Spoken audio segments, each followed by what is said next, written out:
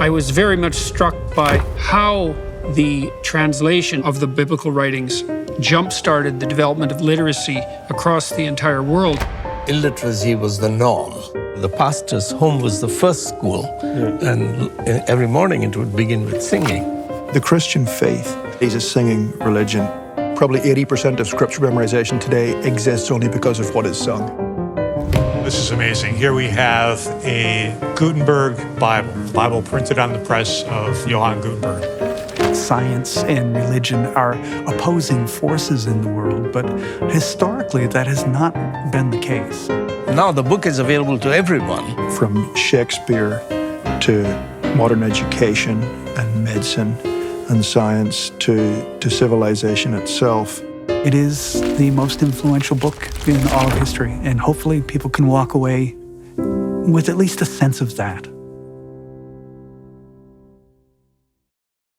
So an activist seems to me to be someone who hypothetically advocates for the oppressed, which is already a moral danger. It's because, like, what the hell made you advocate for the oppressed? Did they elect you? Why are you the spokesman? And what gives you that moral virtue? So, those are major questions. But also, it comes with it this temptation, because if you're an activist, you're almost always against something. You're always identifying the problem with the world as being something that some other person who isn't good like you is doing. And then what we do is we present young people in high school and in university with the notion that, well, if you really care about the world, there's nothing more honorable than you could possibly do, than to become an activist. And I really kind of think that in some sense, there is almost no lower calling than activist. I think it's within our nature, especially as young people, to get obsessed with this idea of radical transformation and this lure of transformation. And it wasn't until I met Dave Rubin, who I'm sure you're familiar with, and he put out this quote of, when I was on this side of things, I was trying to control the world. Now that I'm out of it, I'm trying to understand the world. And that's something that a lot of young people are not obsessed with. They don't want to understand the world and their place within it. They feel a sense of discomfort, and they want to attribute that sense of discomfort to something else and find what is a common enemy. And it's really easy to find a common enemy if you listen to anybody who is obsessed with this woke ideology.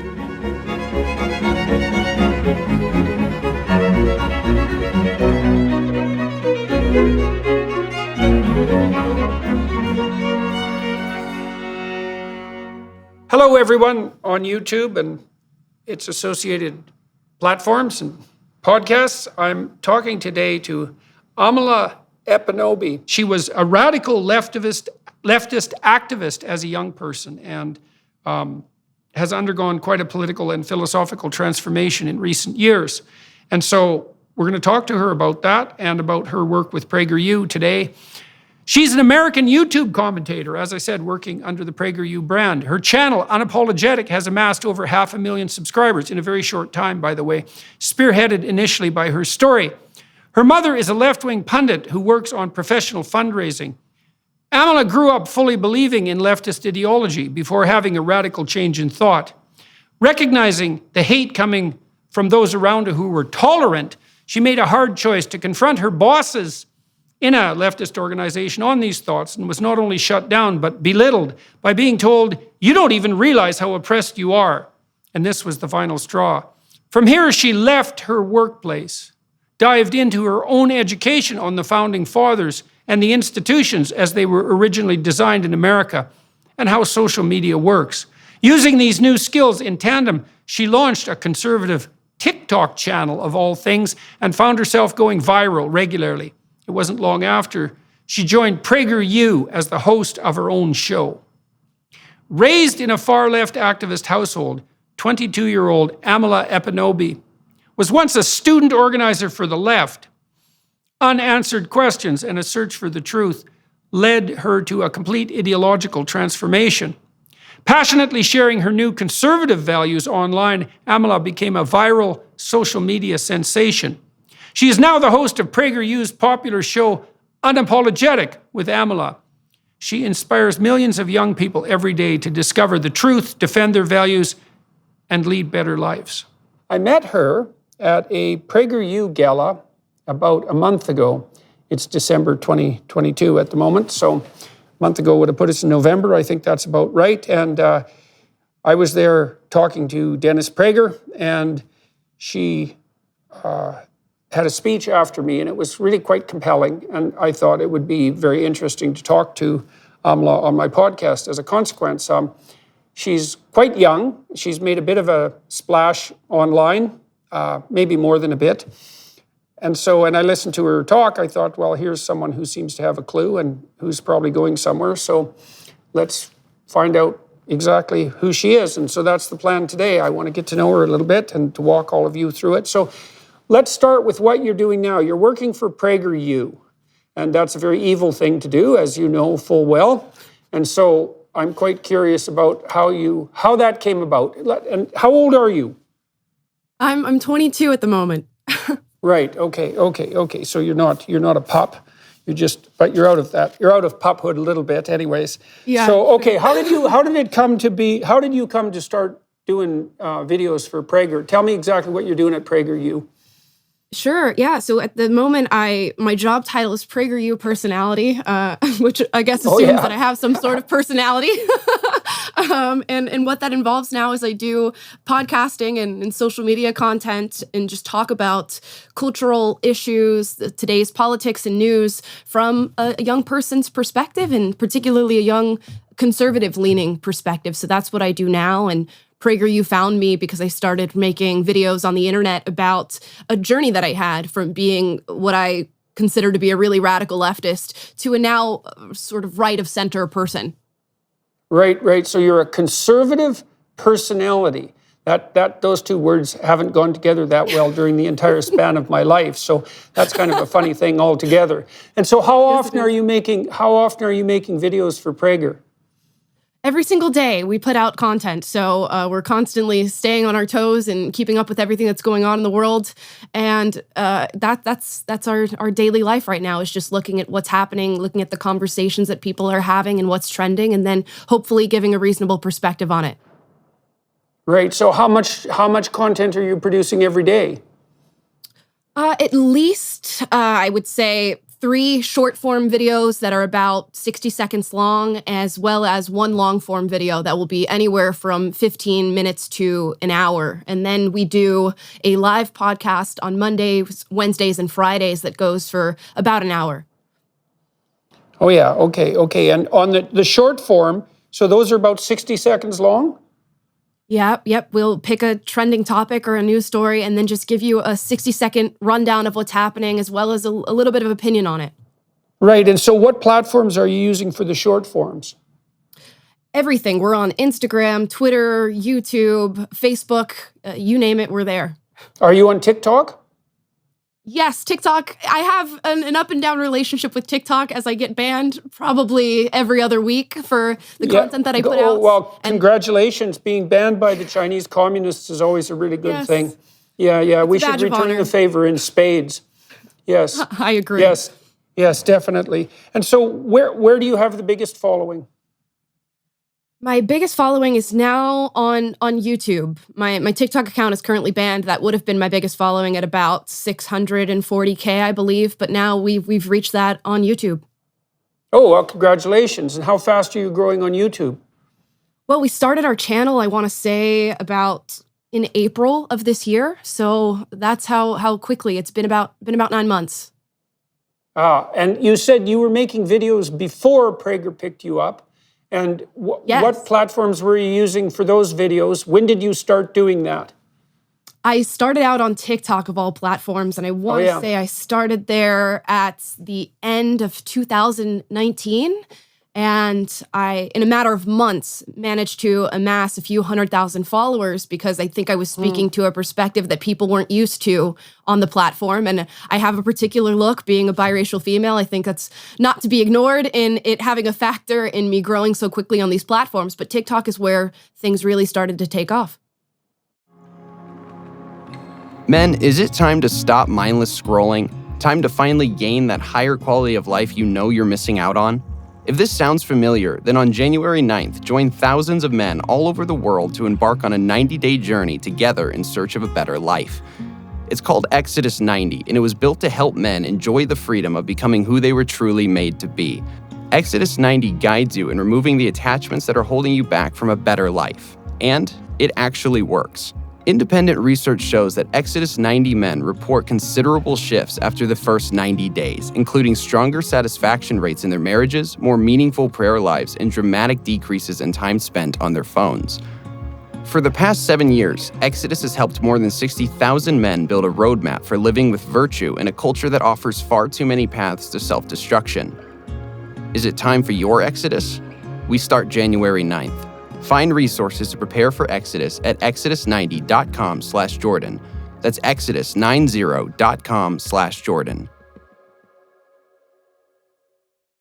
Yeah, so what do you think you were doing that made what you were saying relevant and vital to people? I mean, you pointed to a couple of things, your youth and your biracial status, and I suppose the combination of those two things and the fact that you were offering a counter-narrative, but that doesn't seem to me to be enough. Like, when you see that kind of explosive growth across multiple platforms, you have to think that you're saying something in the right way for the moment. And so what is it about what you're doing that is attracting attention? Is it mostly positive attention? Are you getting a lot of trouble? And so that would also be in your personal life as well as your online life, because those aren't the same thing. So what are you doing right? What am I doing right? That's a big question. When I started out on the platform, it was just a leisurely thing. I unfortunately had downloaded TikTok as a form of entertainment and started scrolling through this curated For You page, which of course takes in your demographics and realizes somewhat of who you are as a person and then feeds you videos that they think you'll like.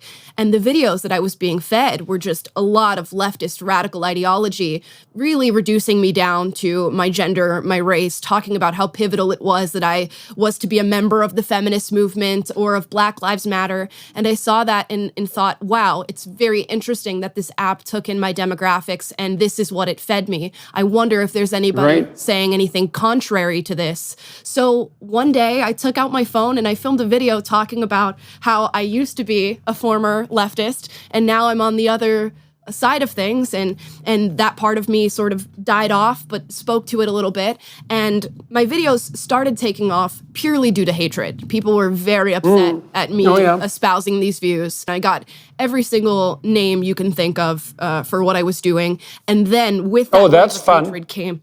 Yeah. It was something that I expected by virtue of having been on that side of things already. I knew what I was going to walk into with that. But with that came just this wave of support of people seeing the hate that I was getting and wanting to be a part of the counter narrative of that. Right. Well, that's interesting because it's certainly been the case that in respect to my rise to notoriety, let's say, the most vitriolic attacks have been the ones that have done me the most good. Certainly. And that's pretty weird, It isn't necessarily how you look at life, but the first video that really went viral in relationship to my political activity, I had put up a couple of videos criticizing the University of Toronto's idiot HR policies, predicated on diversity, inclusivity, and equity, and their half-begotten, dim-wit interpretation of human psychological functioning. The idea that you could use explicit anti-racist training to overcome implicit racist bias, which is like the most preposterous thing ever from a psychological perspective. I criticized that in this compelled speech law in Canada. Then some activists cornered me. I'd been speaking at a free speech rally, which I didn't arrange, by the way. And I got a lot of trouble there, a lot of white noise generation, a lot of almost violent pushback from the hypothetical radical left. And then a bunch of activists cornered me on the way in to my building, my office building, and they filmed it, the encounter, talking about all the Nazis that were at my free speech rally. And first of all, I don't know what it's like in the United States at the moment, although I've been there quite a bit. There aren't any Nazis in Canada. That's just not a Canada thing. I don't know anyone who knows anyone who's ever met anyone who claims to be a Nazi. Like, it's just not an issue. And so that was completely preposterous. Anyways, they filmed this encounter, claiming that I was attracting all sorts of demented right-wingers. And that went viral. The idea was to damage my reputation, but exactly the opposite happened. And then I've had a number of encounters with journalists that have been definitely, the journalists were they're real vipers. They're the sort of people. In fact, one of them eventually admitted that this is what she was doing. This was Nellie Bowles, who used to work for the New York Times. She actually wrote an apology, a public apology, although not specifically to me, saying that as a New York Times journalist, she made her career by going out to purposefully destroy people. And so talking to journalists like that, it's like walking through a nest of vipers, because the people who do that sort of thing ask their questions in a way that is designed to make you say something that will be fatal to your reputation permanently, so that their status can be elevated as the person that outed you.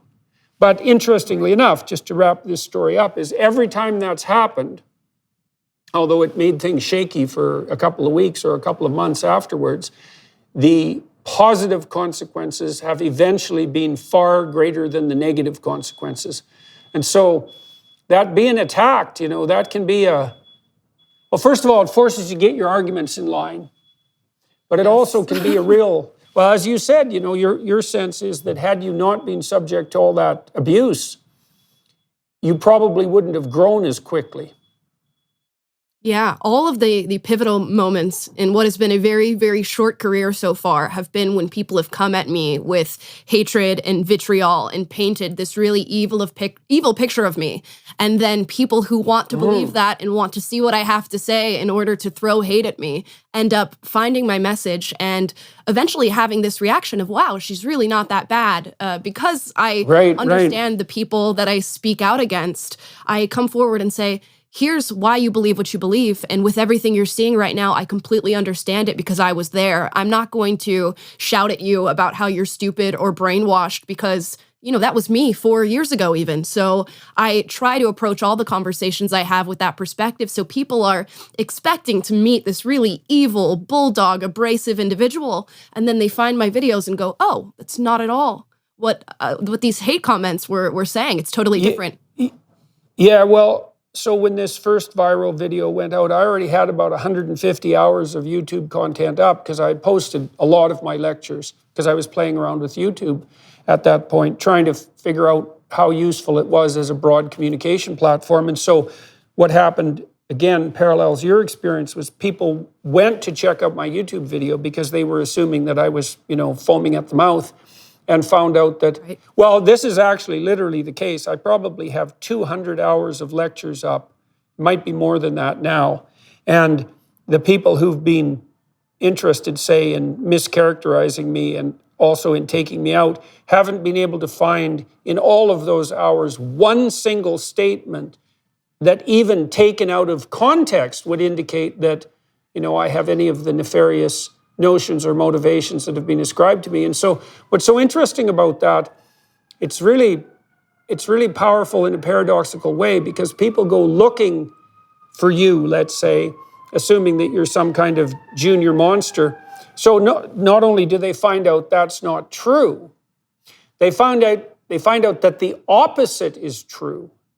And so then they find out that you're being pilloried not only by people who are lying and who are corrupt and malevolent because of their lies, but they're doing something worse than lying because, if you're a skillful liar, you tell a lie that's very close to the truth, right? Because it can kind of slip by.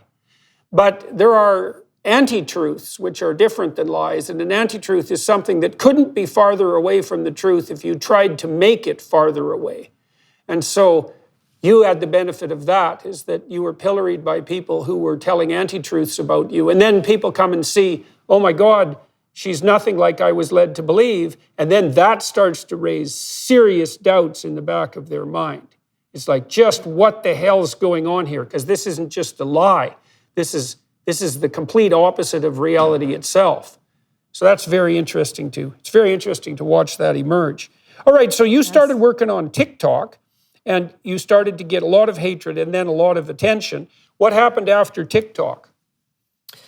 Within a matter of months, I received a message on my Instagram from somebody working here at PragerU, and they said, we've seen your videos, and we're very interested in you coming out here and telling your story. Is it possible that we could get you on a call? And I got on a call and told my story over the matter of a couple of minutes, and they said, let's fly you out to Los Angeles, and we want you to do a video for a series we have called Stories of Us, where you sit for an hour, you tell us your story, and we will chop that up and put that out to the internet.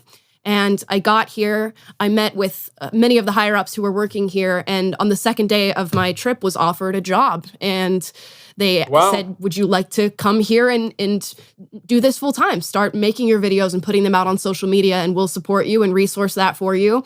And at the time, that had really not crossed my mind. I was working at a medical clinic as a tech and had every intention of continuing my schooling and going into nursing and midwifery. So I thought about it for a second and thought, this is a pretty important opportunity that I get and that is just sitting at my feet right now. And I'd be pretty dumb to not take them up on it. So I dropped everything and moved out to LA within a matter of weeks. Mm-hmm. Yeah, well, good for you. I mean, yeah, when opportunity comes knocking like that, then, it's sensible to take advantage of the situation in the most positive possible way. What's it been like working with the Prager crew? Oh, it's been great. I think the best thing about working here is that I have freedom to really talk about whatever I want to talk about on any given day. And I think it's very rare to have a job that supports you in that sense. So I really wake up every day and get to look at things that I'm passionate about speaking about and then bring that to the forefront for other people to hear.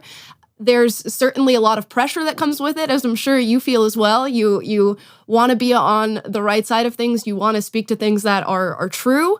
And that can be difficult because we make mistakes and sometimes we're wrong. And I'm very young to be doing this, so that's something that stays on my brain a lot. But other than that, it's a really great job.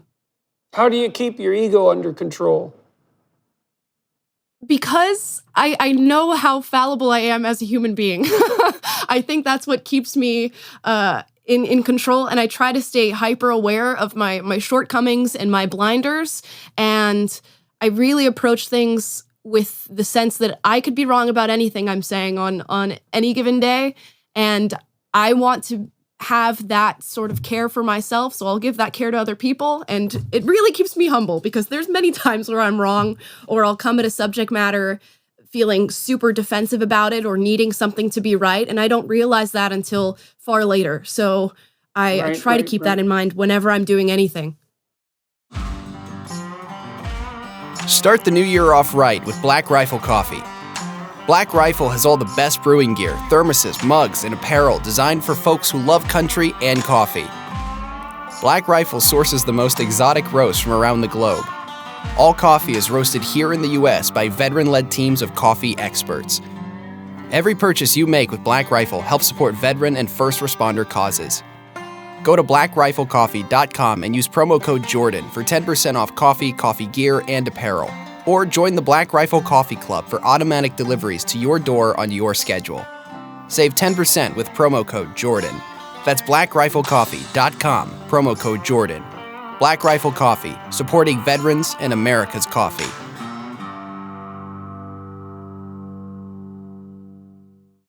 Yeah, well, it hasn't been that long since you've done a 180 on your belief system, and so that's also got to be kind of paramount in your mind. Let's talk about that a little bit. So when I was a kid, 14, I worked with a woman named Sandy Notley and her husband, Grant Notley. And Grant was the member of the Legislative Assembly for my home constituency, my riding in Fairview. And he was the only opposition member in the entire Alberta Parliament, essentially. And he was a socialist. The entire province was conservative, except for him. He was a socialist. Now, the reason he was elected in that riding wasn't because he was a socialist. In fact, he was elected, I would say, in spite of the fact that he was a socialist. But he was actually a good man, and everybody knew that and trusted him. And so I worked for the NDP, the New Democratic Party, for about 3 years. And I was a good friend of his wife. She was the librarian at our local junior high school, and she introduced me to serious literature. And I really liked her. She was a real good mentor. Kind of an eccentric New England woman, quite well educated by the standards of the little town that I grew up in. And so she pointed me to Huxley and Orwell and Solzhenitsyn and Ayn Rand as well, to her credit, because of course Rand is no socialist. And then, you know, because I had access to her and her husband Grant was the leader of the socialists in Alberta, he had access to premiers of Alberta provinces and the national leader of the NDP. And over about a 3-year period, I got to be a fly on the wall in many meetings between senior labor leaders and senior socialist leaders. It's this kind of Fabian socialism that's got a British twist. It isn't really derived from the same, say, school of thought that the communists were derived from. And I stopped working for them when I was about 17 for reasons that I'll go into. But I got to say a few things about the socialists of that time. First of all, most of them had been labor leaders. You know, so a lot of them were working class guys, mostly guys, not all, mostly, who, and this was the leaders, who had worked themselves up the working class hierarchy and then had adopted political responsibilities of one form or another. And most of those guys, when I listened to them, I actually had a fair bit of respect for them and admired them. I actually thought that they were genuinely doing their best to put forward the interests of the working class. And at that time, the Conservative Party in Canada was pretty much middle class, upper middle class guys in three-piece suits, you know, banker types. It was clear the Conservative Party was a voice of the corporate world. And then the Liberals, who were genuine centrist Liberals, sort of played both ends against the middle, and they did that quite successfully. So everybody knew where the political parties stood in some real sense. They were different, and the socialists did advocate for the working class. But even then, you know, I used to go to the party conventions, and there were a lot of activists there. And I didn't like the activists at all. They really made me nervous. I thought, and then I read George Orwell, and George Orwell talked about socialist activists back in the 1930s in the UK. What did he call them? Tweed-wearing, leather patch jacket, champagne socialists. It's like, well, what the hell do you guys have to do with the poor? And the answer was nothing. You don't love the poor, you just hate the rich. Now, the leaders I saw, they liked the working class. You know, they were advocating on their behalf. But these activist types, they were motivated by pretty much nothing but resentment. And that really grated on me. And I stopped working in anything that was political, well, pretty much from that point onward. So I think it's really easy for young people to be attracted to leftist ideas because, first of all, young people are looking for a cause. And second, without much reflection, it seems obvious that we should be advocating for the oppressed. And then, of course, the leftists always say that that's what they're doing. And so, given that your first moral impulse might be to advocate on the part of the disaffected, then it seems appropriate that if you were attempting to be moral, that you would gravitate towards those who claim to be speaking for the dispossessed. The question is, are they really speaking for them? So why do you think, now you also have said, and you need to explain this to people, that your mother was and is a left-wing political activist. But so you have that reason for having been hooked into the ideology, let's say. Do you want to expand on that a little bit? Let's walk through your biography a bit here and talk about the philosophical reasons you were attracted to it and also the personal reasons that this particular ideology. Sure.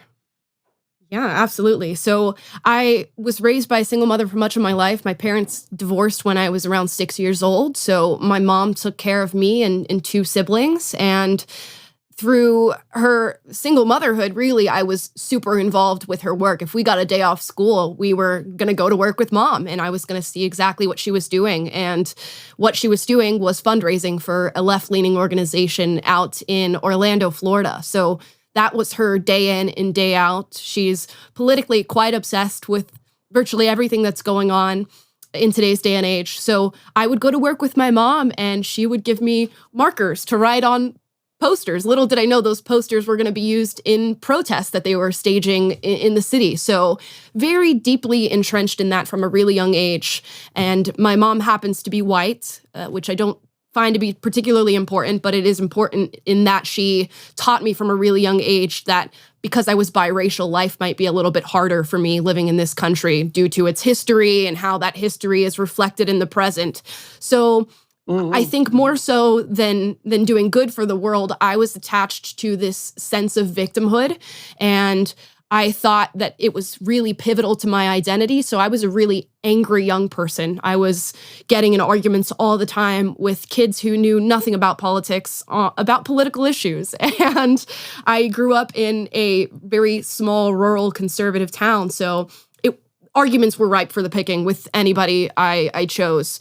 And anger was the first thing that I think got me attached to the movement. But then it was going to my mother's work. And like you said, there was a lot of working class people involved. During the hurricanes in Florida, they would do food banking and give out food to the needy. So it was a lot of very radical policy prescription mixed in with pretty pragmatic helping of people who happen to be lower income and living in lower income communities. So I think I just got my wires crossed in thinking that because we were doing good on a small scale, that meant that these radical prescriptions that we were calling for were also good. Yeah, well, that's a critical point, because, okay, so let's delve into that a little bit and think it through. So, Sure. Look, it's definitely the case that one of the sources of sophisticated morality is compassion, right? Although we're making a big mistake in the modern world by elevating compassion to the, what would you call, status of unique virtue, because there's lots of other more primordial building blocks of virtue that are as important as compassion.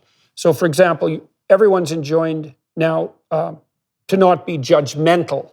And that really means to be casually dismissive, and I do think casually dismissive is a mistake, but judgmental, discriminating, that's not a mistake, that's a virtue. Because to be judgmental and to be discriminating means that you dispense with what isn't worthy and you pursue what is worthy. And truthful is a virtue. And we can start with that. Sensitive to beauty is a virtue. All of those things have to be melded into higher order virtues, but compassion leaps out to dominate. And so it's easy to assume that if you're motivated by something like a reflexive compassion, that everything you think and want is therefore both good, practical, necessary, and morally justifiable. Worse than that, and this might be the most toxic element of it, is that if you believe that you're motivated by compassion, and compassion is the highest virtue, and then you run into anyone who opposes your views, then it's super easy to demonize them. And that's also a huge problem. Now, I think that's rooted to some degree in the neurology of maternal compassion. So think about it this way. When you're a mother of a young infant, you should be 100% compassionate. So let's say 0 to 6 months, because the infant is completely helpless. They can't move. So an infant can't be autonomous at all before that young person is capable of voluntary movement, right? So there's just no autonomy without voluntary movement. So till children can crawl, they're completely dependent on their mother. And what that means is their mother has to be 100% compassionate. Because everything the child wants when it's in that infantile stage has to be dealt with no argument 100% of the time. And so, and more than that, so because the child is so vulnerable, the cost of labeling something as a predator that isn't a predator is very low. But the cost of labeling something that is a predator, not a predator, is very high. And so along with that overarching compassion comes this proclivity to overlabel things as predatory. And that's protective. But it does not scale well into the political landscape. Like, I don't think that we can scale an ethos of compassion. I don't think you can actually scale it beyond the family. Ben Shapiro, I was talking to him about this recently, and he said something quite witty, which was that, well, at home he's a communist, right, with his kids. Well, it's from each according to their ability, to each according to their need. Sure. And that's right, because with your children, you're trying to keep things equitable in terms of outcome even, and you are calling on them to deliver what they can, and you provide to them what they need. And then it's an open question, especially if you're not particularly mature in your thinking. It's an open question, well, why can't we use exactly those principles to govern, well, large corporations or educational institutions or the world as a totality? And the answer to that seems to me to be something like the most fundamental feminine ethos does not scale. It's a local ethos. It's for infants and family members, fundamentally. Yep. And I think that's associated on the personality front with the distinction between agreeableness and conscientiousness. So agreeableness is the compassionate, temperamental dimension. And women are more agreeable than men, quite reliably, although the difference isn't huge. It's big at the extremes, but it's not huge. It's not particularly large in the middle. If you pick a random man and a random woman out of the population and you asked which one was more compassionate, if you picked the woman, you'd be right 60% of the time. But you'd be wrong 40%, so you can see that there's still a lot of overlap. But agreeableness does not predict success in the broader world. Conscientiousness does. And conscientiousness is a much colder virtue, right? Because a conscientious person will call you out on your misbehavior even if it hurts your feelings, let's say. And a conscientious person is someone who will forestall immediate pleasure or even undergo a certain amount of immediate discomfort for a longer-term gain. And our well-functioning institutions seem to be predicated on an ethic of conscientiousness and not an ethic of compassion. And I don't think we've got that straightened out at all. Like, we certainly don't communicate that idea to young people. Say, look, there's a place for compassion, but it's the local. And it's the local and infantile in some sense. And then that brings up another question, and nobody's been able to have a serious discussion about this, is women have really entered the political sphere en masse in the last 60 years, let's say. Yeah. I don't think anybody would dispute that particular idea. And we know there's all sorts of masculine political pathologies, right? Maybe overt proclivity towards a kind of aggressive narcissism that might result in the creation of stupid wars for egotistical reasons. That might be an expression of masculine psychopathology on the political front. But we haven't had a serious discussion at all about feminine psychopathology on the political front. And I think we miss a whole, I've been trying to formulate it as something like narcissism of compassion. The idea that just because you're feeling maternal, that your love can envelop the whole world, and now by fiat, all your political opinions are correct merely because, you feel sorry for kittens. So right. I'm not making light of that, right? Well, you get that, exactly. That sort of, that reflexive compassion is not a moral virtue. And the reason for that is that moral virtues are a lot more sophisticated. Okay, so we've gone over some of the ideas why young people might be attracted to the compassionate ideal. Now, you used to go to work with your mom. You were pulled into this. Okay, and then, so when did the cracks start to show? And you were getting in a lot of arguments. That's interesting, too, as an activist type, because that's a weird loop to be in, too, because your mother was teaching you, according to your own testimony, let's say, to view yourself as a victim, let's say, for your racial status, even though she was white herself. And that also compelled you to argue with people. And my suspicions are that, why wouldn't that reinforce your feeling of alienation and isolation? Like, you know what I mean? So were you in a loop because of that? Yes. Oh, absolutely. It was a complete loop of believing this, getting into an argument with somebody that reinforced the ideas that I already had. And at every fork in the road that I had come to with that was a little hypocritical, or maybe there's something wrong there. I didn't seek out trying to find the cracks in what I was believing. I just sought reinforcement. So whenever I was in an argument with somebody, it wasn't really about the crux of what I was saying or what I was advocating for. It was always, they're a racist, they're a misogynist, so anything that they say doesn't even matter, and I shouldn't even take into account as far as questioning my own self and having a healthy degree of skepticism. So I was in this constant loop of, yes, I believe this is what my identity is. If somebody argues with me, it's because they're not on the same page as me and they in fact hate something about my identity, and it just looped back and forth for years. There's no better way to study scripture and develop a dedicated prayer life than with Hallow. Hallow is the #1 Christian prayer app in the US and the #1 Catholic app in the world. It's filled with studies, meditations, and reflections, including the #1 Christian podcast, The Bible in a Year.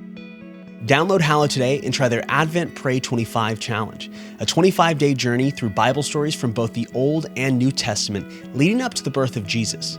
These meditations are led by cast members from the largest Christian streaming series in history, The Chosen. Advent Pray 25 will help grow your understanding of mankind and develop a disciplined prayer habit during a season when our discipline is put to the test. Download Hallow for 3 months completely free at hallow.com/Jordan. That's hallow.com/Jordan. Give yourself the gift of peace, calm, and discipline this Christmas. Go to hallow.com/Jordan today.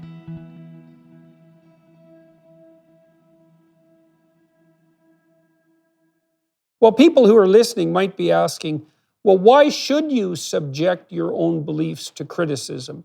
And like when I wrote my first book, which was called Maps of Meaning, I spent a lot of time writing it, but then I spent a lot of time with hammer and tongs trying to break every sentence. So I'd read a lot of Nietzsche by that point, and Nietzsche described himself as someone who philosophized with a hammer. And so what he meant by that, first of all, was that he was capable of delivering devastating philosophical blows, which is certainly the case. I don't know if there's ever been a philosopher who was more explosive than Nietzsche in the psychological and social sense. But it also meant that whenever he put forward a proposition, he would spend a tremendous amount of time trying to throw every possible argument he could formulate at that proposition to see if he could break it. And then he'd only keep the propositions he couldn't break. So I tried to do that with Maps of Meaning. I figure I rewrote every sentence about 50 times, trying to see, is there any way, is there any argument I can come up with that will get underneath this proposition and make it feel weak and unsteady to me? And I only kept the...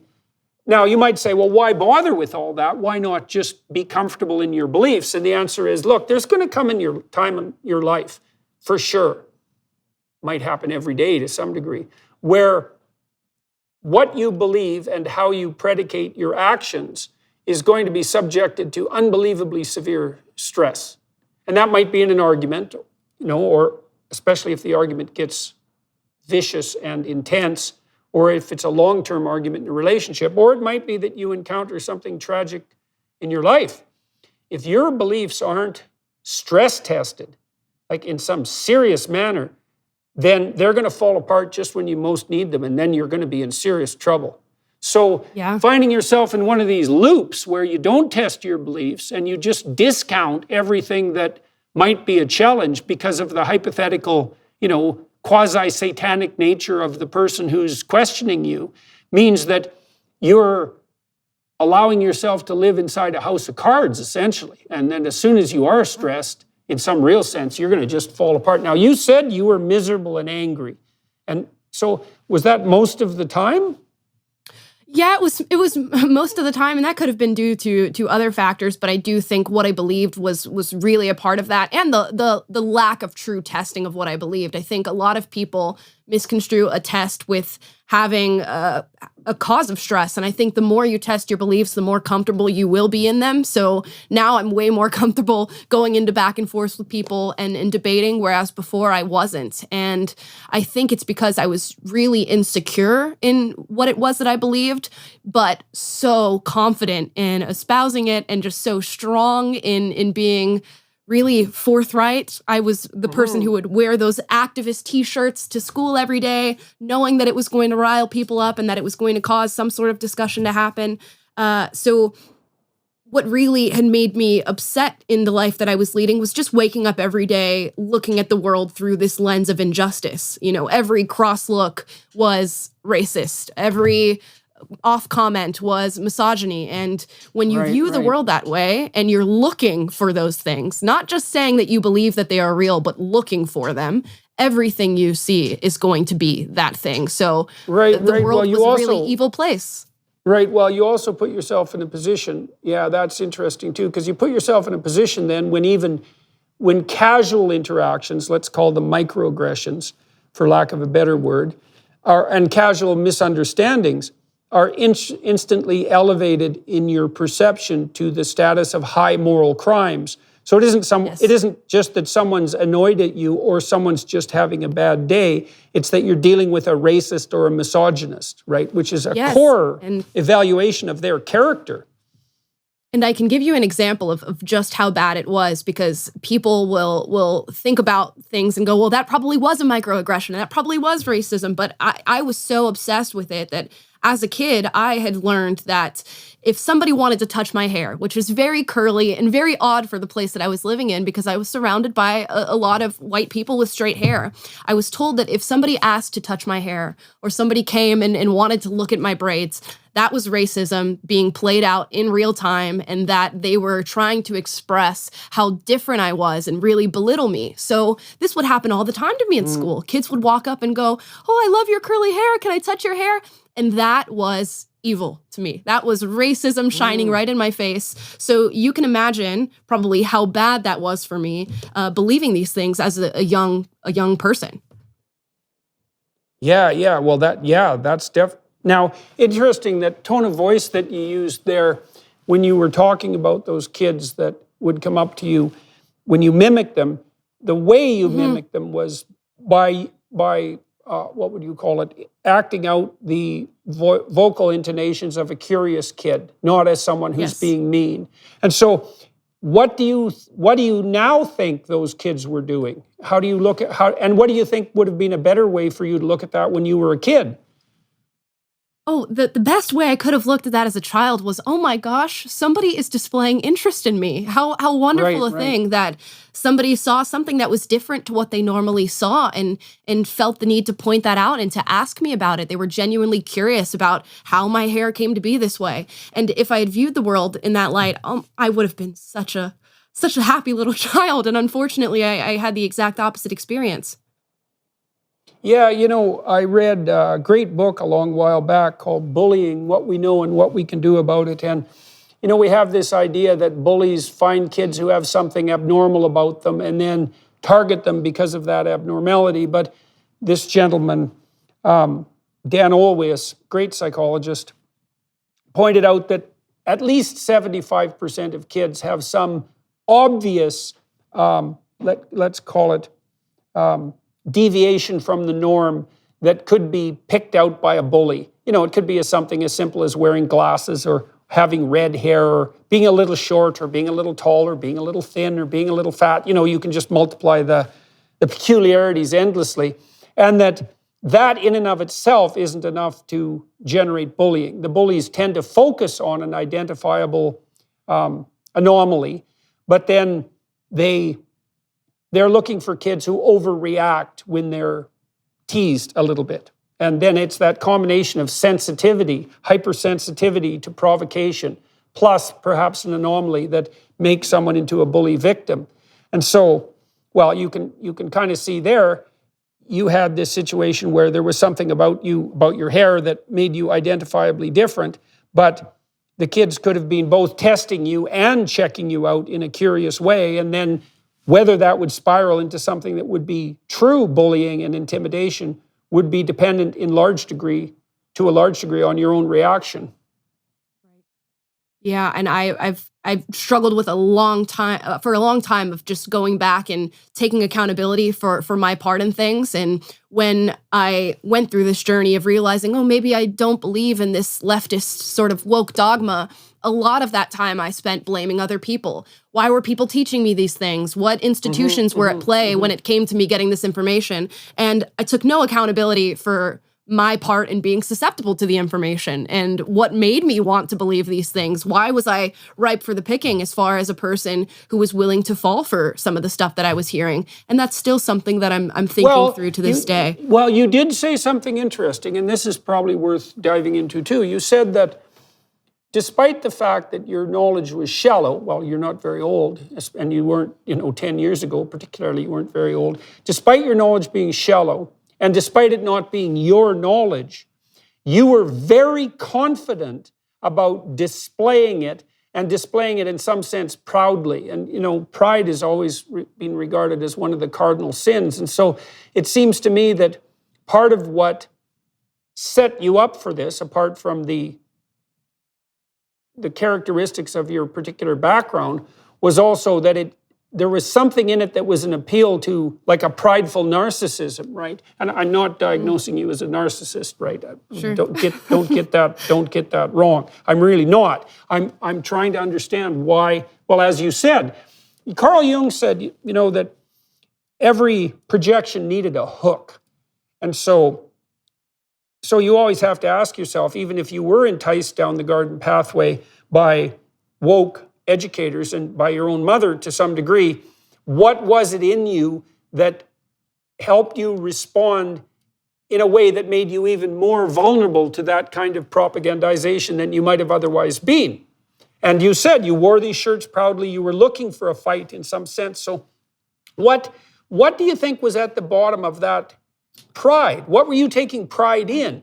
Was it you standing up for the underdog? Like, what is it that wearing those shirts was doing for you, do you think? Yeah, I think I felt really different as a child growing up in the environment that I grew up in. And I always felt like I had sticked out, regardless of what I did. So I think I just leaned into that a little bit more and thought, okay, well, if I'm going to stick out for these things that I can't control, I'm going to take control of something and I'm going to stand out even more, and couple that with feeling very virtuous for doing it. I think it was just a recipe for disaster, because it made me feel like I'm a good person doing a good thing, plus I'm standing out, plus all these other people aren't willing to do this good thing that I'm doing, and I get to tell them about it at any given moment. And it was just a mixture of feeling really insecure and... Yeah, well, so that's an interesting thing, because we all do believe, I think, in some real sense, that a good person should do good things. And some of that would be a certain amount of self-sacrifice for the benefit of others. And if you're sensible about that, you would say, well, you shouldn't sacrifice yourself to the point of being a martyr, because that becomes counterproductive. But the problem with that goodness, I guess this is why there's an injunction in the Gospels against praying in public. The problem with that virtue or that goodness is that you can start to trumpet it as a differentiating moral virtue. Right? And so you can start to use your hypothetical care for the poor and oppressed as a marker for your superior social status and the inviolability of your beliefs. And so then it starts to move. You can see that there's a slippery slope there from compassionate virtue to overweening pride. And you said in your case it was also exaggerated by the fact that, well, man, if you were going to be different, if you were fated to be different in some ways, then by God, you were going to play that hand to its fullest. And that's also an attraction, and an adaptation. Sure, yeah, and that's exactly what happened. It was just me playing into something, but also being reinforced that it was right all the time. I was super involved in the activism that I was doing. So when I wasn't at school, I'd go to work with my mom and volunteer there. And I ended up graduating high school, and I was so involved that I got a job at her organization. So when we go back to that loop, it was just my own negativity and insecurity, my own willingness to want to be different for the sake of just being different, making myself feel virtuous in doing so, and then being reinforced by the adult structures that were around me for being a young person willing to do the work, which is really so often what we see with the David Hoggs out of March for Our Lives and the Greta Thunbergs. It was just older people saying, this is so great that you're doing it, and you're just like Obama. Oh, yeah. A lot of people told me at the time. Oh my God. Yeah, well, I was thinking about Greta last night, so it might be worth just talking about her a little bit. So I was trying to put myself in her shoes. So imagine, first of all, that you're 13, and then imagine that you're a little on the autistic side, and then imagine that you have a very domineering mother who's perfectly willing to use you for her political purposes.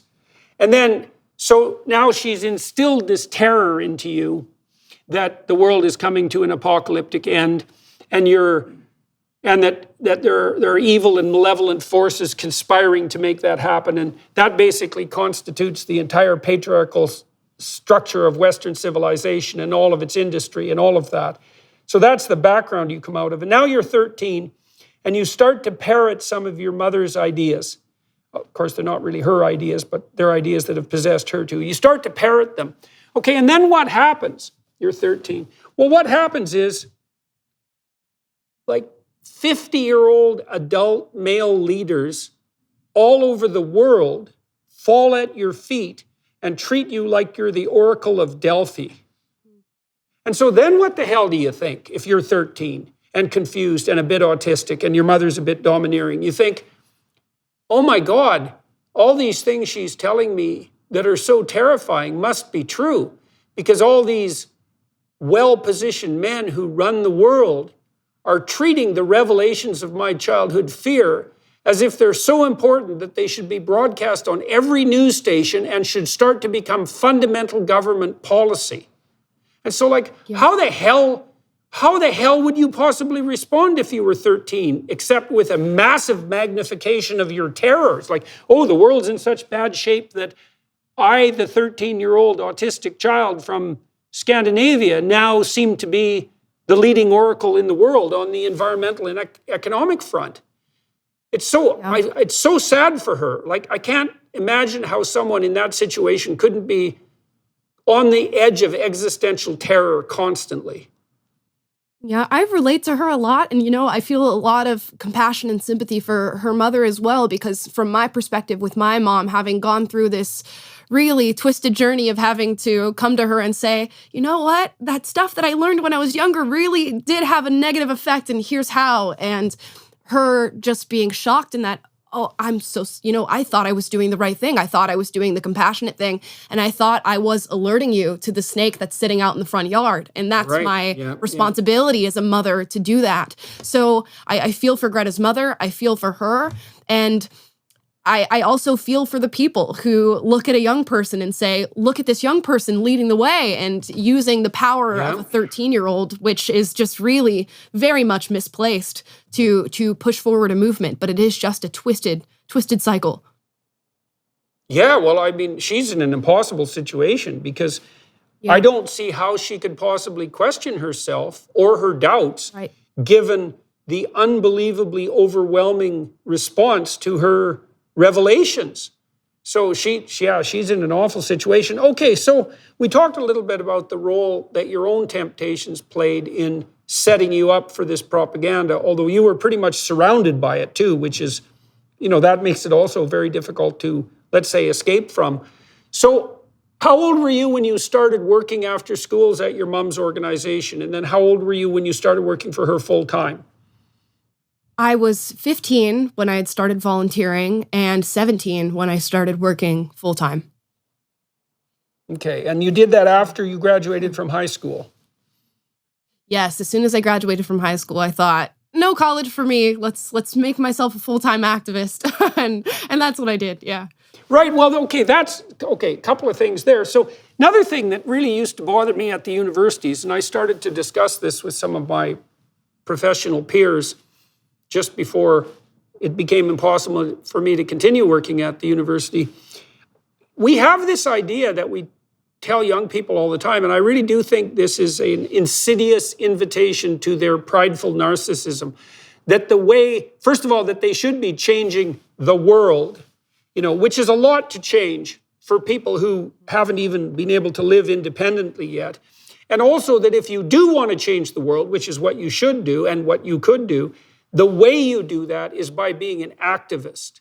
And activist has become professionalized since the mid-'60s. And so an activist seems to me to be someone who hypothetically advocates for the oppressed, which is already a moral danger. It's because, like, what the hell made you advocate for the oppressed? Did they elect you? Why are you the spokesman? And what gives you that moral virtue? So, those are major questions. But also, it comes with it this temptation, because if you're an activist, you're almost always against something, right? You're against industry, you're against fossil fuels, you're against the patriarchy, you're against the racists. Like, you're always identifying the problem with the world as being something that some other person who isn't good like you is doing. And then what we do is we present young people in high school and in university with the notion that, well, if you really care about the world, there's nothing more honorable than you could do, that you could possibly do, than to become an activist. And I really kind of think that in some sense, there is almost no lower calling than activist. Yes, I would agree with you. And I think it's within our nature, especially as young people, to get obsessed with this idea of radical transformation and this lure of transformation. And it wasn't until I met Dave Rubin, who I'm sure you're familiar with, and he put out this quote of, when I was on this side of things, I was trying to control the world. Now that I'm out of it, I'm trying to understand the world. And that's something that a lot of young people are not obsessed with. They don't want to understand the world and their place within it. They feel a sense of discomfort, and they want to attribute that sense of discomfort to something else and find what is a common enemy. And it's really easy to find a common enemy if you listen to anybody who is obsessed with this woke ideology. Shopify is the all-in-one commerce platform trusted by millions of entrepreneurs to create their online store and so much more. Shopify makes it simple to sell to anyone from anywhere. Whether you're selling succulents or stilettos, start selling with Shopify and join the platform simplifying commerce for millions of businesses worldwide. With Shopify, you'll customize your online store to your brand, discover new customers, and build the relationships that will keep them coming back. Shopify covers all the sales channels to successfully grow your business, from an in-person POS system to an all-in-one e-commerce platform, even across social media platforms like TikTok, Facebook, and Instagram. Thanks to 24/7 support and free on-demand business courses, Shopify is here to help you succeed every step of the way. It's how every minute, new sellers around the world make their first sale with Shopify, and you can too. Sign up for a free trial at shopify.com/JBP. Go to shopify.com/JBP to start selling online today. That's shopify.com/JBP. Okay, so maybe someone might level a criticism at you and say, okay, look, for a long time you were a left-wing activist, but now you're just a right-wing activist. And so how would you defend yourself? How do you defend yourself? Because I'm sure that idea has occurred to you. How do you investigate that charge? And what do you think is different about you working for Prager, which is a well-known, hypothetically right-wing, conspiratorial organization, which seems in some sense activist on its surface? How do you distinguish between what you're doing now and what you were doing before? And how do you know that you're not equally deluded, but on the other side of the political spectrum? Yeah, sure. The way that I know I'm not as deluded as I was before is that I did go through a period of delusion when I recognized that I was not a leftist. I immediately went, oh, well, I must be on the right then. And I self-subscribed myself to the right-wing talking points for quite some time. And then I don't know what happened, but a moment came to me where I went, wait a second, I must have this propensity to just latch myself onto things because I've just done the same thing on the other side. And I really had to look within myself and find where do I truly disagree with my previous self, and where do I agree with my previous self. And there are plenty of back and forth that we'll get into with the employees here at PragerU where we disagree on many things. And that was certainly not an experience that I had when I was working for that left-leaning organization. Now, that could be that organization on its own, making people subscribe themselves all or nothing. I don't think so. Right, Even the right. New York Times wrote an article this week talking about how leftist organizations all across the United States are collapsing into themselves because they can't handle any internal dissent. So I think that, okay, one of the things you said about Prager was that you get to say what you want and that you can disagree. And you also implied that, imagine that you're trying to make your way. And so first of all, you're on the left, you have an oversimplified worldview, and then you find out some errors, and then bang, you vacillate over to the right and an oversimplified view, and you find some errors. Like, what you're doing is you're trying to develop a much more differentiated and detail-oriented political philosophy, right? Because that's part of being mature and wise. And so you're going to oscillate back and forth like that. Now, you said you don't think you're merely being an activist now because you're working for an organization where disagreement is actually, is it tolerated or encouraged? And do the Prager people actually, do they let you say what you need to say? Do they encourage you to do that?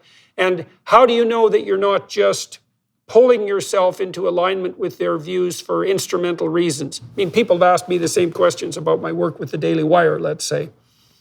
Sure. I'd say it's both tolerated and encouraged, and we can be both at the same time. And when I come and do my show, I know that my show is my words and I know that it's my thoughts, and I feel comfortable now, whereas I didn't before, saying, you know what, I don't agree with maybe that 5-minute video that we put out this week, or I don't want to have a certain guest on the show to discuss this sort of view of things. And that is always encouraged and taken to heart, and they go, okay, great. We don't ever want you to put your name on something that is not your thinking or your belief. So I have much more freedom today than I had before. When I was working for that left-leaning organization and I was having these thoughts that were dissident to the subscribed narrative, I didn't feel comfortable even saying that or even coming to a point of confrontation with anybody, because I knew that my job was contingent upon me believing the list of things that I was meant to believe. And now I get to come and say, I don't think I agree with you on that. And it's actually taken in stride and people want to talk about it. Okay. So one of the ways you know that you're not merely towing the party line now is that you have a wider range of play available to you without getting into trouble. Okay, so how else do you know? Here's a good question. How have you learned to distinguish between those words that are yours and those words that merely make you a mouthpiece of an ideology? Yeah, I mean, I guess I'm not afraid to disagree. I think if I was your typical right-leaning conservative person, I would be talking about, I don't know, Christianity. I don't happen to be a religious person. I'm agnostic atheist, I guess is what you would say.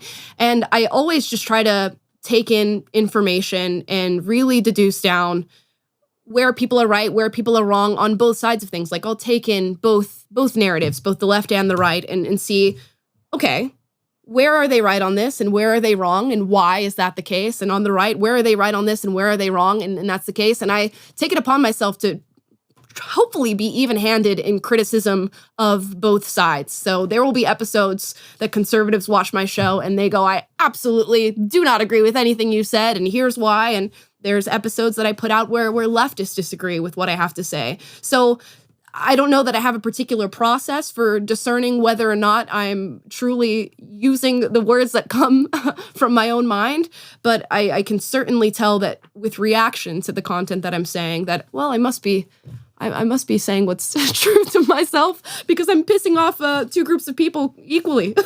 Okay, well that seems to be a reasonable marker. I mean, you also implied something as we talked. You said that when you were a mouthpiece for the party line as a young person, a lot of the time you were miserable and angry and you had a chip on your shoulder and you saw a lot of hostility in the world.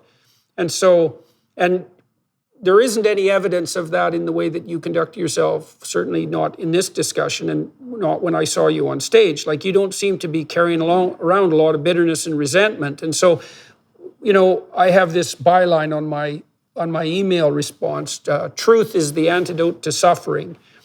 And, one of the things that I think is reasonable is to note that if you are using your own words, that gives you a sense of solidity, internal solidity, and confidence in what you're saying. Like there's an element that's foundational there. It doesn't have that sense of falseness and narcissistic pride that go along with claiming false moral virtue for merely mouthing the dictates of a given ideology. Sure. You know what? That's a very great point, and that's something that hadn't come to mind. Yeah, I would say I'm far more sound in myself and far more comfortable, I think, with admitting that I was wrong or saying I don't know when it comes to something. Whereas before, you would never hear me say I don't know, which is really scary to think about in retrospect. And now I'm so comfortable looking at an issue and going, you know what? I don't know. I don't know. Yeah, well, there's two terrors there, right? That there is a terror in not knowing, because it means you have to face your ignorance, and there's no shortage of that. But there's also the totalitarian terror, which is the opposite to that, which is, well, if I had my act together, I would have an answer for everything. And that's a hell of a burden, especially when you're 15, or 16. It's like, well, what the hell do you know? And it's hard to understand that there's actually a relief in being able to throw up your hands and say, well, I don't know what the answer to that is, and I could go investigate, but that it's also okay that I don't know, and that opens up doors of exploration for me. But you know, this is something I learned when I was probably about your age, and maybe you'd find it useful. I understood, it was in 1982, 83, something like that. So I was about 21. Yeah, just about exactly your age. I like to win arguments, and I had got a lot of positive attention for being smart and being verbal when I was a kid. And so I had a fair bit of, let's say, intellectual pride, which I doubt I've shaken completely. And I like to be able to win arguments, and I could usually win an argument if I set out to do so. And so I thought that if you won an argument, you were right. And certainly being married has disabused me of that notion, by the way. And and then I realized that I was often saying things just so that I would win arguments and be right.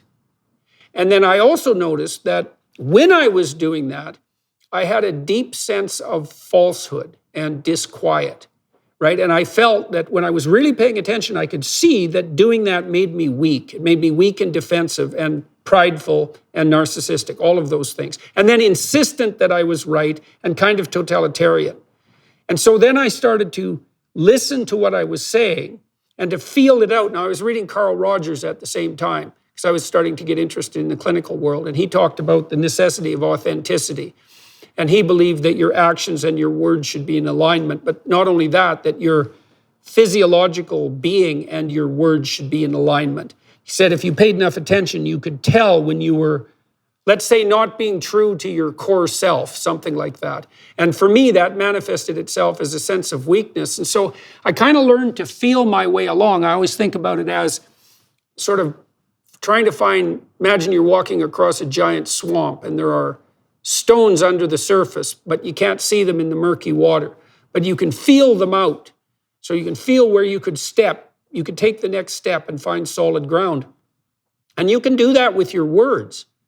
You can feel, and I think that's a test for the authenticity and the truth of the words, is that they're not prideful, they're not designed to win, they're designed to provide you with a firm foundation under your feet. And I think to some degree, well, I'm wondering, I suppose, to some degree, if that's how you know, to what degree that's how you know, for example, at PragerU, when you should hold your ground and say what you need to say. Certainly. And it's interesting because I think I've managed to learn that, at least in the political sense when it comes to the job that I do. But in a personal sense, I still struggle with exactly what you were talking about, sort of feeling the stones and recognizing things in yourself before the words come out of your mouth. So now politically, because I've gone through all of this back and forth and really having to contend with myself and with other people, now I'm fine and I'm calm and I'll listen to a story and I'll have this idea of, well, let's wait to find more information, even though something immediately wants to attack somebody else. Let's wait and hear more. Whereas sometimes in my personal life, my turnaround on recognizing my defensiveness is about a 24-hour period, which my boyfriend is struggling with right now. Right. And well, that's interesting. Like that's played itself out in our marriage. And I would say, I'll talk about my wife momentarily. I would say that when we first got married, the turnaround for her was about 24 hours. And she's got that down to about 30 seconds now. Yeah. And that's, Yeah, so- I hope to be just like her. Well, if you practice that, and if you practice, and it is that that's humility, by the way, really. It's like, if you listen with humility, you're always listening with the idea that you're probably still pretty stupid, and maybe this person will say something that will make you slightly less stupid if you listen hard enough. Right. And that's such a gift, right? Because if you're stupid, you're going to run into a wall because of it at some point. And so if someone who's talking to you can tell you where you're stupid, well, what a deal for you. And the thing that's so interesting about that too is that you're way more likely to be told where you're stupid by someone who doesn't agree with you. Yes, 100%. And it's interesting that when I meet people like protesters who have this very shallow depiction of myself and are telling me that I'm stupid or racist or all these things, for some reason, I treat this person who is so far removed from my life with far more compassion than if somebody who I care about is coming forward and saying, hey, you did this stupid thing. And I don't know if it's because the relationship that I have with the person that is deep and caring has a little bit more sting when criticism is given. And that's why I immediately jump to defense. Whereas with this person, it doesn't truly matter all that much what somebody on a college campus thinks. So it's something that I continue to struggle with, but I've turned a 2-week period of turnaround into a 24-hour one. So okay, well that's pretty good. Well, it should. Like if you practice that diligently, you can get the turnaround really quick. And that's really, we were talking about the religious front, that's really confession and repentance, by the way. That's a compressed confession. Well, because the confession is, so first of all, you can think about it as recognition of sin. Okay, so what does sin mean? Technically, it means to miss the mark. There's 2 derivations. There's hamartia from the Greek, which was an archery term. So to sin means to miss the mark. And there's one from the Hebrew, which was chet, if I remember correctly. And it also meant to miss the target. So imagine that the religious transformation in its microstructure is something like admission of sin, which is, well, I missed the target. And then there's a confessional element to it, which is, well, here's how I missed the target. I wasn't aiming at the right target. I wasn't careful enough, etc. And then there's the repentance, which is, well, I'd rather not do that again. And then the religious vision, at least on the Christian side, and it's not unique to Christianity, is that if you go through that process of recognition of sin and confession and repentance, then there's redemption. And that is, I really think that's the cycle of growth, right? I don't think you ever learn anything important without going through those 4 things.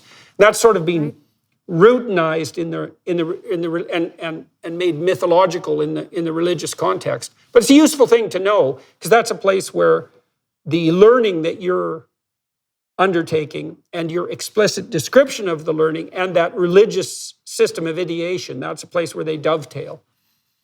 Yeah, and I can imagine pride is the one thing that is standing as a barrier to all of those steps. Yeah. Yeah, well, good. Well, that's a very astute observation, because the precondition for that cycle of transformation is humility. And, there's my wife prays this Jesus prayer, and I'm going to mangle it because I don't know it that well, but it's something like, Jesus Christ, have mercy on my soul, a sinner. And the Orthodox Christians, some of them pray that continually.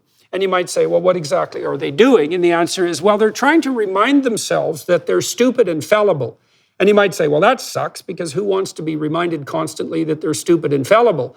But if that makes you more attentive and more able to go through this cycle of transformation, because now you're attending to the places where you might be in error, then it's a facilitator of growth.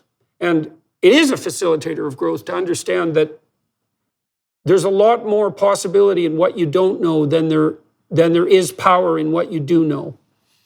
Yeah.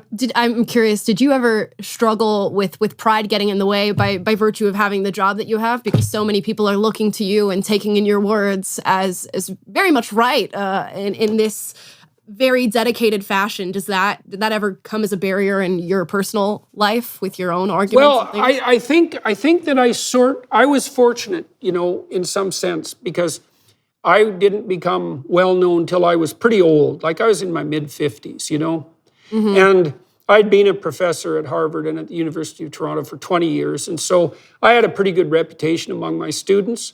And I had some practice at what that was like.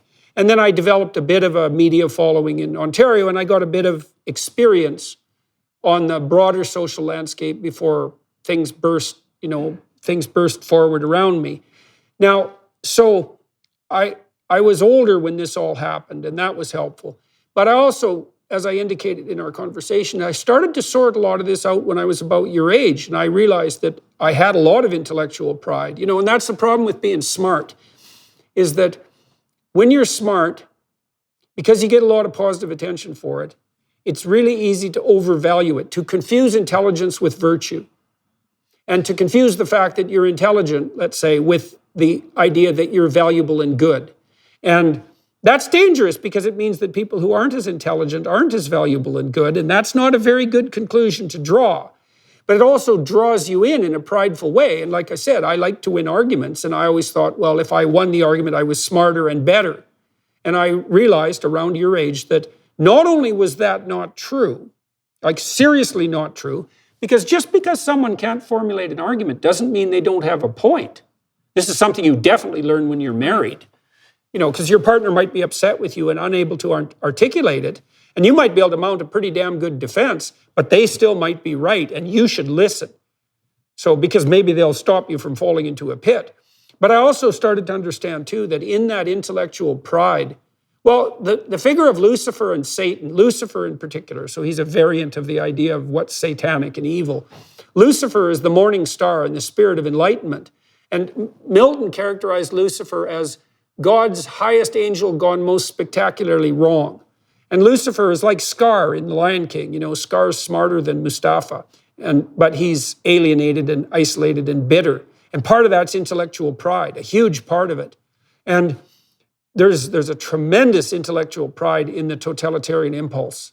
And so I started to understand that to the degree that I was characterized by intellectual pride and capitalizing on a talent that was given to me in some sense by God, let's say, by the transcendent, because I'm not responsible for my own intelligence, whatever it might be, right? That's just who I am. I didn't do that. I had no more to do with that in some sense than how tall I am. It's just how it is. And then I started to understand that being prideful in that manner was participating in the same process that led to totalitarian atrocity. And then that just scared the hell out of me. I hope. I hope. Yeah, I hope it scared me bad. Yeah.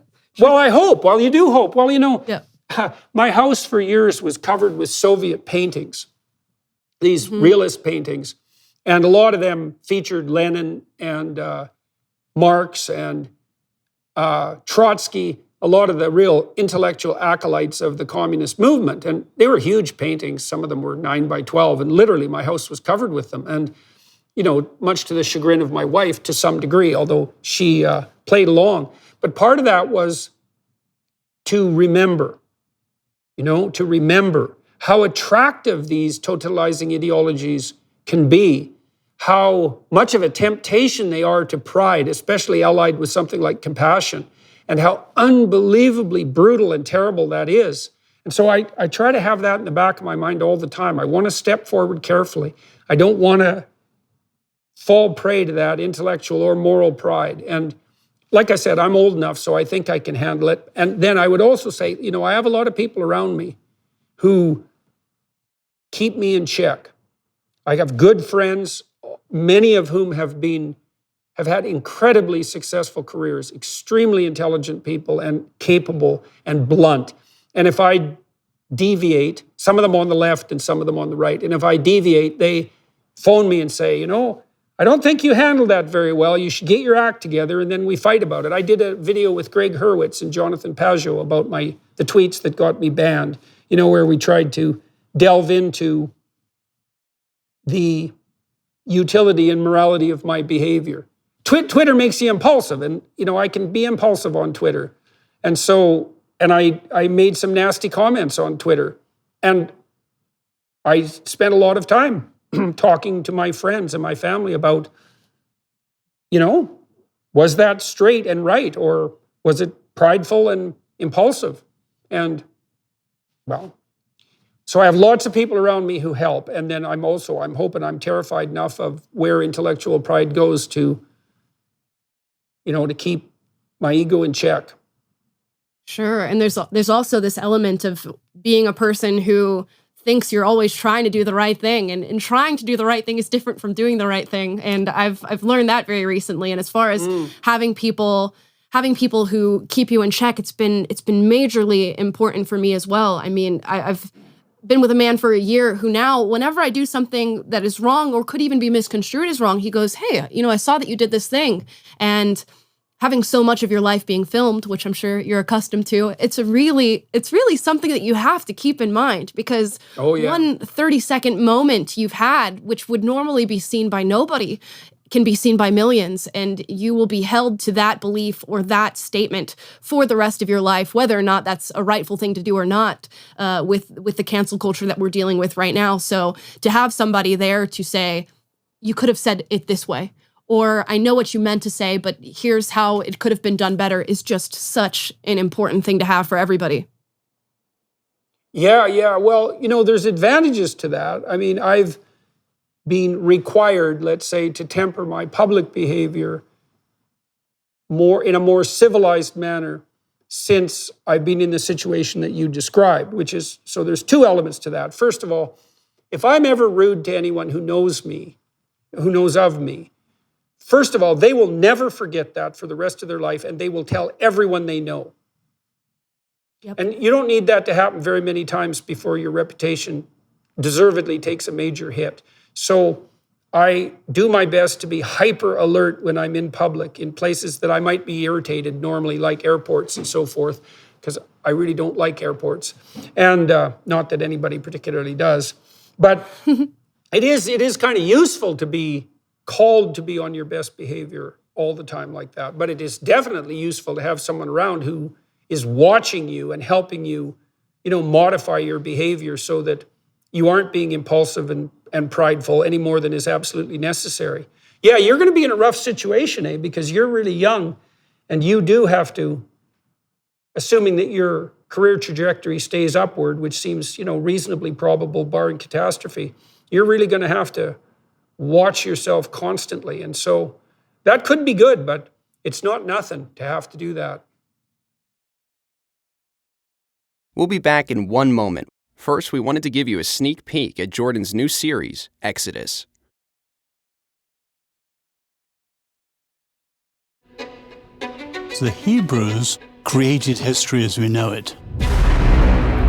You don't get away with anything. And so you might think you can bend the fabric of reality, and that you can treat people instrumentally, and that you can bow to the tyrant and violate your conscience without cost. You will pay the piper. It's going to call you out of that slavery into freedom, even if that pulls you into the desert. And we're going to see that there's something else going on here that is far more cosmic and deeper than what you can imagine. The highest ethical spirit to which we're beholden is presented precisely as that spirit that allies itself with the cause of freedom against tyranny. And yes, exactly. I want villains to get punished. But do you want the villains to learn before they have to pay the ultimate price? That's such a Christian question.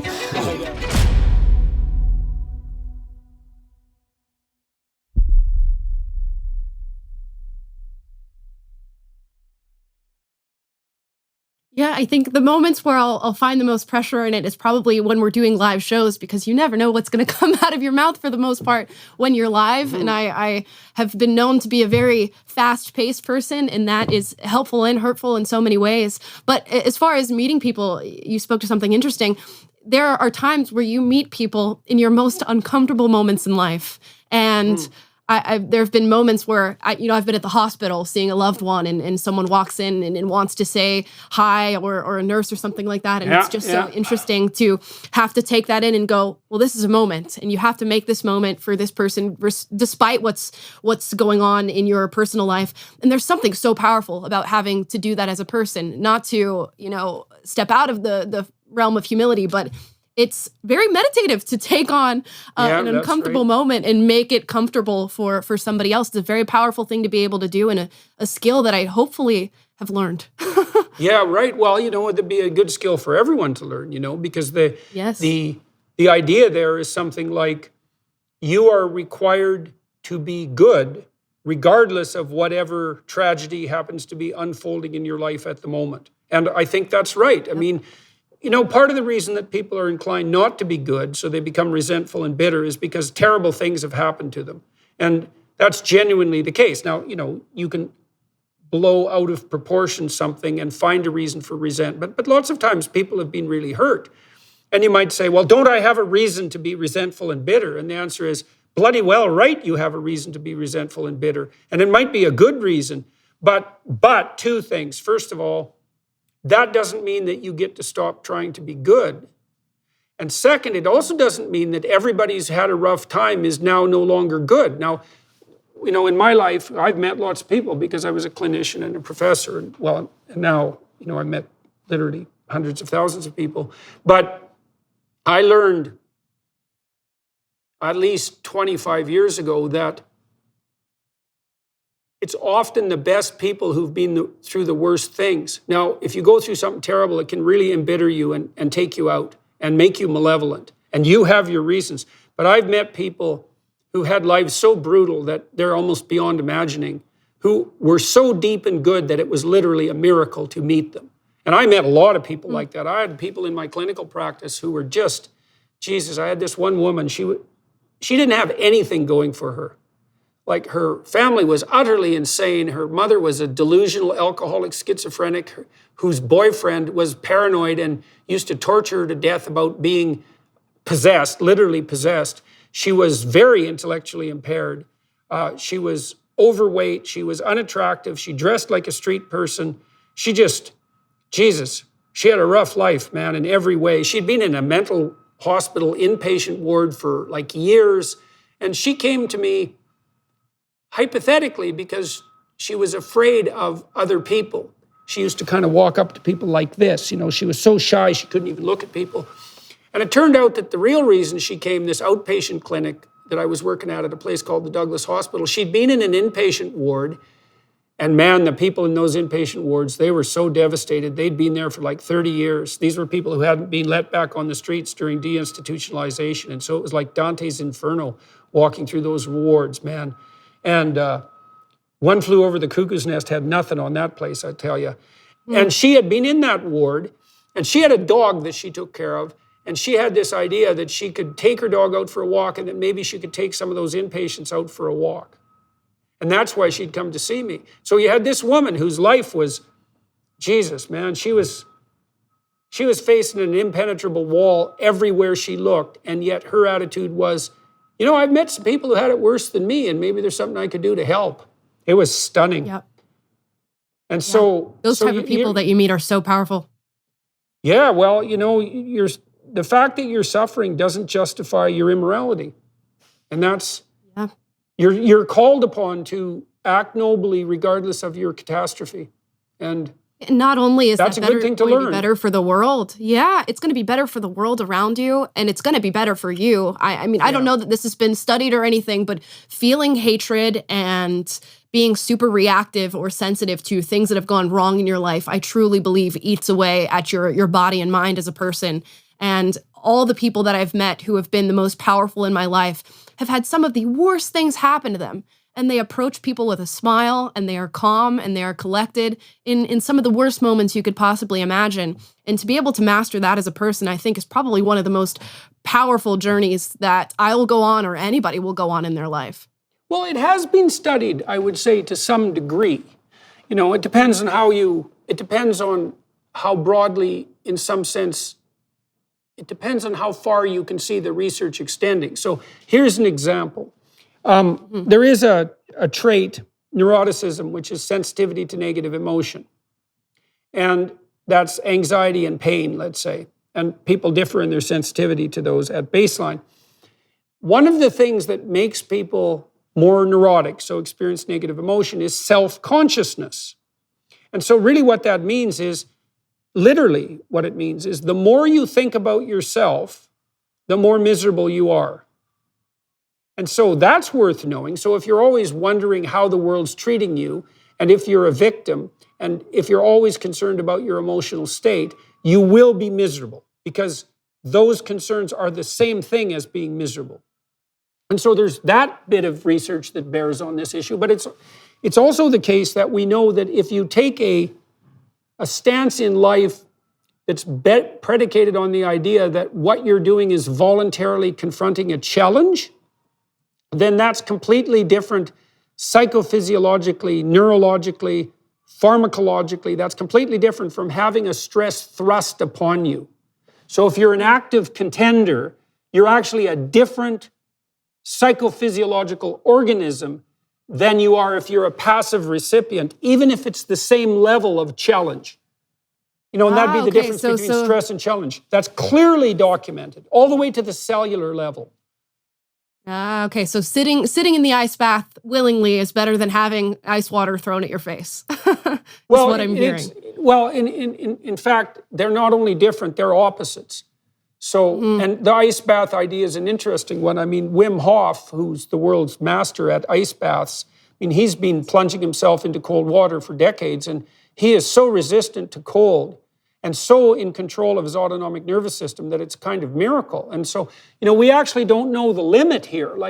So here, I'll tell you something on the religious front that's worth thinking about too, in relationship to this discussion. You know, there's an idea that's deep in Western culture, insofar as Western culture is Christian, is that the world is founded on a sacrifice, right? And that's what the crucifix represents. And European towns were built around a church, and the church was built around an altar, and the altar was built around the idea of sacrifice. So the sacrifice, the proper sacrifice, is at the center of the community. That's what that idea means. Now, you might ask, well, what's the proper sacrifice? And the answer is something like the voluntary willingness to bear your cross. And then you might say, well, what is your cross? And the answer to that is, well, that's the catastrophe of your life, right? That's the fact you'll be betrayed, the fact that you're going to die, the fact that you're going to be in pain, the fact that your loved ones will see you suffer, the fact that the mob will come after you, the fact that criminals might be preferred to you, etc. It's all the potential catastrophes of your life. And then the sacrifice is the idea that you have to let your, what would you say? You have to let your narrow ego go enough so that you pick all that up voluntarily, all of that. And then that transforms it. And I think that's literally true. I think that's what all the psychological evidence points to, is that if you adopt a stance of voluntary challenge, even in relationship to tragedy and malevolence, that's the pathway to transcendence, like truly. Yeah, it's interesting. It's interesting that you say that, because my mother, she struggles with borderline personality disorder. And in a lot of the therapy that she's underwent, they talk about this deep attachment to traumatic events, and not only the traumatic events of your own life, but of other people's lives. And her attachment to that is often from the perspective of being somebody outside of the traumatic event and bearing no responsibility or accountability. Now, whether that's illness to blame or your own personal ability to contend with yourself, it truly does change your entire outlook on life. And it can be a very powerful thing to take accountability for actions that maybe had nothing to do with you. Well, okay, so I've got a practical example of that might be helpful with your relationship. So, and maybe not, but maybe it'll be helpful to someone. So now and then when my wife get into an intractable battle, you know, we'll both have that proclivity to want to be right. So you want to be right because you don't want your beliefs to fall apart, and you want to be right because then you don't have to go through the inconvenience of having to change. So you have your reasons for wanting to be right. The problem with that is you might not be right, and plus you have to live with this other person, and so you better sort out your differences. I don't think that's compromise, by the way. I think that's joint union in a higher vision. But one of the things we learn to do, if we could pull ourselves away from the fight, because you think things like, well, some of the time I'm wrong, but this time she's definitely in the wrong. And I'm going to make that point. And she feels the same way. And so, then we, come to loggerheads. We learn to leave each other and go into our separate rooms and then to meditate for some period of time. And here's the meditation. It's like, okay, we're having this stupid argument. Definitely my wife is wrong this time, for sure. But there's some possibility that I've done something stupid sometime in the recent past, or maybe even in the distant past, that made this argument somewhat more likely, somewhat, even though she's mostly wrong. And so what's so interesting about that is if you sit and you ask yourself that, it's like, what did I do imperfectly to increase the probability of this event? You will absolutely get an answer. You'll get some little fantasy, some memory, some thought about something you did. And then if you go tell the person that, then it takes all that pride out of it. So she'll say, what she did wrong, and I'll say what I did wrong. And then we're both confronting the situation like stupid people who have something to learn instead of like intellectually prideful people who are definitely right. And then we can, so far, inevitably, we've been able to construct a joint vision out of the argument, that's better than either of our a priori positions. And that's also a hallmark of a healthy relationship. It's not like you meet in the middle or that you compromise. It's that you bring the conflict together. It's thesis, antithesis, synthesis, essentially. You bring the conflict together and you bring your two viewpoints together and you meld a third viewpoint that's better than either of the viewpoints you brought to bear on the problem. And you can generally do that, and having that humility that enables you to examine what stupid thing you did to muck up the relationship. You can meditate on that pretty much forever, right? What stupid thing did you do to muck things up? That's an inexhaustible treasure trove of wisdom, that is. Right. And one of the worst and most uncomfortable things that we'll have to go through in our life, too. So it's yet another challenge to face in full force, and something I will admittedly say I struggle with. Well, here's something I learned as a therapist. This is also useful to know. It's not surprising that people shy away from conflict, especially if they're agreeable and somewhat neurotic, because you don't want to have conflict with someone if you're agreeable. And if you're higher in neuroticism, it makes you pretty upset. So you have your reasons not to want to have the discussion. But here's the rub, man, and this is something I learned as a therapist. Conflict delayed is conflict multiplied. Like if you have a problem with you or with your partner, then if you don't sort it out, then you're going to have that bloody problem for the rest of your life. And absolutely, maybe it'll be a problem that comes up every week. So that's like 50 times a year, and you're married for 30 years. So you're going to have that problem 1,500 times. 1,500 times. And maybe it'll take an hour per time. So that's 1,500 hours. And so that's 30 work weeks. That's basically a year of work of your life. That's like 2% of your life. So then you think, well, should I have a fight? And the answer is, damn right. Right now, man, 4 hours. Let's hash this out, right? Let's figure out how we're stupid. And then let's figure out how we can not do this again, right? And that we're both buy into, right? Because you have to both buy into it. It has to be voluntary. But you see, so you have that fear of not being right, and you have the fear maybe of having the fight, and you have the fear of discovering what's wrong with you. And fine, those are all valid fears. But you need to balance that against the fear of having the same fight 1,500 times. Yeah, that's not good. Yeah, even worse is just remaining silent and never making that person aware of the problem that you have. I mean, what a disservice to whoever you're in a relationship with for them to remain ignorant to something that you are having such trouble with. It's just a really difficult thing to do, but it must be done. Yeah, well, it is kind of polite to... one of the things I often hear people say, couples used to say this to each other, because now and then I had couples in my therapy session. I was always concentrating on a particular individual, but sometimes it was useful to have their partner in. You know, people would often say something when they were talking to their partner like, well, if you loved me, you'd know what I wanted. It's like, well, sometimes that's true, and you're not just paying attention, but, you know, first of all, you don't even know what you want. So how the hell would you expect someone else to know? And maybe you could be polite enough to let them in on the secret. You know, that'd be kind of nice. Now, you have to make yourself vulnerable, right? Well, here's the problem with that. If you let me know what you want and need, then I can manipulate you and I can deny that to you, right? See, if I don't know what you want and need, then if I'm going to torture you, it's kind of hit or miss. But if you let me in on the secret, then I know where you're vulnerable and I can really misuse that. And so you have to trust someone to let them know what you want and need. You really have to trust them. And then you might say, well, that's naive to trust like that. But it's not unless you're naive. Once you're past being naive, that sort of trust is courage, not naivety. It's like, I know you could hurt me. I know it. Especially if I tell you this. But I'm going to do it anyways. Because that's an invitation to the best in you.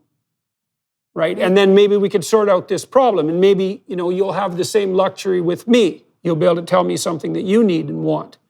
And so that's the sort of trust you have to have in a relationship in order for it to progress properly. And if you don't, I mean, what is your relationship? Who is the person dating if they don't know you, if they don't know your wants and needs? I mean, so often people reach out to me on the political end of the spectrum and say, I'm so scared to come to my friends and tell them that I agree with some of the things that you say, and I'm sure you run into this a lot. But to that, you just say, well, what friends are they if they don't know you and they don't know how you think and feel about certain things? And what are you truly giving people in this relationship? And what are they getting from you in this relationship if they don't know who you are? Yeah, well, that's the thing, you know, if you're in the grip of an ideology and you're falsifying your own experience to be an agent of that ideology, then it's the ideology that has your life and not you. Right. And that really is a form of possession. It's like you don't get to say what you want to say. You don't get to feel what you need to feel. The friends you have don't know who you are. They're not really your friends. They're allies. They're ideological allies. They're really comrades, you know, in some real sense. Yeah. And it's a lot better to have friends than comrades by any stretch of the imagination. So. Absolutely. All right, well, we're out of time. That went by very quickly. And so for everyone who's listening, I'm going to go over to the Daily Wire Plus platform and talk to Amala some more on the more biographical front. And in the meantime, I'd like to thank all of you who are watching and listening for doing exactly that, and hope you found, especially you young people who might be listening, hope you found this discussion useful in guiding you through the swamps of your philosophical journey. You know, and I hope you found it helpful in terms of helping you find the courage to have your own voice and to find your own friends and to make your own way, you know, in truth, and to be very careful about the pride that goes along with ideological possession. It's a very bad thing. It is definitely the cardinal sin. And so anyways, thanks to all of you who are watching and listening. Thanks, Amala. It was good talking to you. We'll continue on the Daily Wire Plus platform. I'm going to ask Amala a bunch of biographical questions and delve a little bit more into the dark secrets of her past. Thanks, everyone. Thank you for having me. Thank you very much, eh? Yeah, you bet. It's a pleasure. Hello, everyone. I would encourage you to continue listening to my conversation with my guest on dailywireplus.com.